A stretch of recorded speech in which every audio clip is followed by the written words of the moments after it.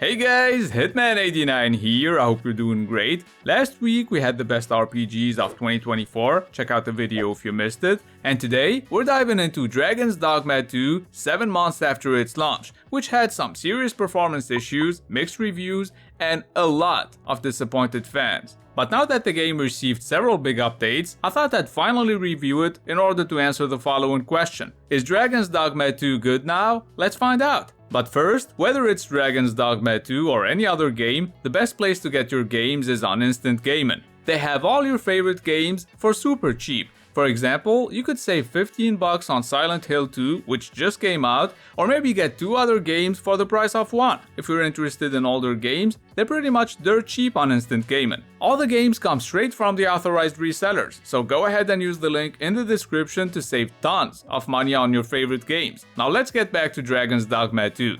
Performance is the #1 issue everyone complained about at launch, so that's the first thing I looked into. On PS5 and Series X, there are now 2 graphics options, high graphics, which is the default one with ray tracing and motion blur on, and low graphics, which makes the game run significantly better. Still not 60 FPS, it feels like it's around 45, maybe 50 frames per second, but one thing's for sure, it makes the game look like shit.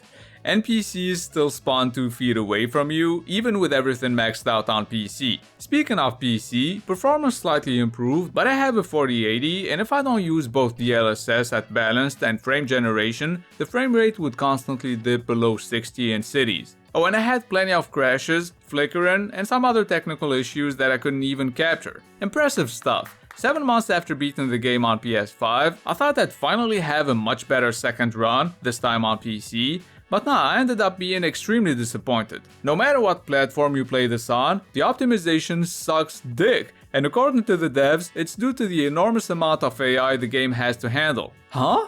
Oh, you mean this AI? Or maybe they were talking about the complex enemy AI like these wolves and lizard fighting in the background. Oh, that lizard just committed suicide. By the way, can somebody tell this dumbass that running on an ox cart doesn't make it go any faster? Now I tried to cross the border to go to the 3rd city, Batal, but I didn't have a permit, so the guard basically told me to fuck off, which I was gonna do, but then I thought I'd get into this wagon just to see how the guards would react, and that's when...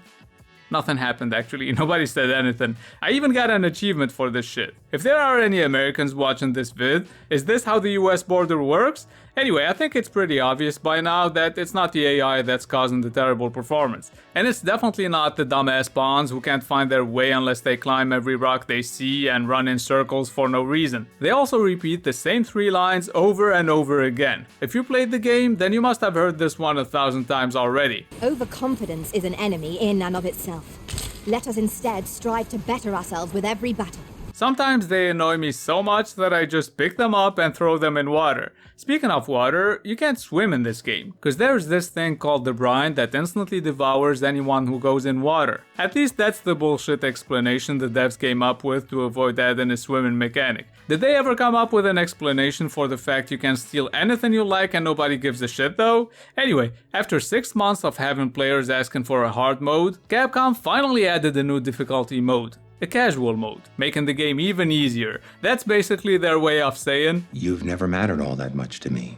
I feel like they only care about selling their game to noobs, cause it's really fun and somewhat challenging in the beginning, but after around level 20, it gets too easy. Well, except when I have to fight one of these dragons. This one fucked me up about 69 times. The gameplay is solid. Not being able to lock onto enemies feels weird at first, but you get used to it pretty quick. Do I still miss half my attacks? Sure, but exploring this huge world is fun. You can see shit during nighttime, which is something I love. There are tons of monsters to fight. I wish they would add more enemy types though. Oh look, they finally added the Port Crystal in Batal. Cause yeah, at launch, only 2 out of the 3 major cities had a fast travel point. Took them a while to realize that was a stupid ass idea. I love how you can pick up people, boulders and enemies. When you add to that the ability to climb on huge monsters and play rodeo on their back, you get an extremely enjoyable experience. I beat the game with the fighter vocation, but for my new game plus run, I switched to the Mystic Spear hand, which uses a spear, obviously, and magic magic as well, making him really effective from any distance.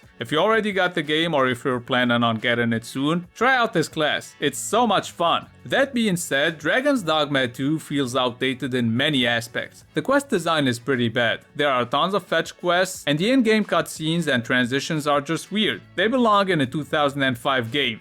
Even with all the updates, the amount of jank and bugs is still insane. You're staring, Arisen. I mean, yeah, who wouldn't stare at this? You'll also see griffins and dragons clipping through the floor, floating corpses, and all kinds of other stuff that should have been fixed by now. I think we can all agree the lip sync job is terrible, but the voice acting is decent. Did the YouTuber voice this guy though? As a sellsword, it's my policy to let my employer decide friend from foe. Until next time. This is, hands down, the worst voice acting in the whole game, just so you know. Back to the good stuff. The character creator is pretty good, it's super flexible, and it lets you create whatever character you want. This is me, and this is my bald-ass companion. I had to make her ugly and bald because the hot one was giving me boners every couple of minutes. I don't know about you, but there are so many janky, poorly optimized games that I love, and this is one of them. Because for me, what really matters at the end of the day is how fun and addictive the game is. It's full of epic moments, like when you manage to ride a griffin for the first time or when you slay a dragon. I think it's time to move on to the verdict. The performance definitely improved and a lot of game-breaking bugs were fixed. It's still far from being perfect, but I think Dragon's Dogma 2 is a really good game. It's actually my game of the year so far, and I'm gonna give it an 8 out of 10. If you have a decent PC, a PS5 or a Series X and you like what you see, then you'll easily be able to overlook this game's flaws and you'll enjoy it. So try to get it when it's on sale, or even better, use the link in the description to get it for 25 bucks instead of waiting for another sale. And that's gonna be it for this review. I'll probably do Star Wars Outlaws next, so please don't forget to support the channel with a thumbs up and a subscription. Seriously, this channel is almost dead. I need your help. It's been Hitman89. Have a good one. I will not stop, I am prepared to get to the top, yeah, you must be rare. God, I'm like, hey.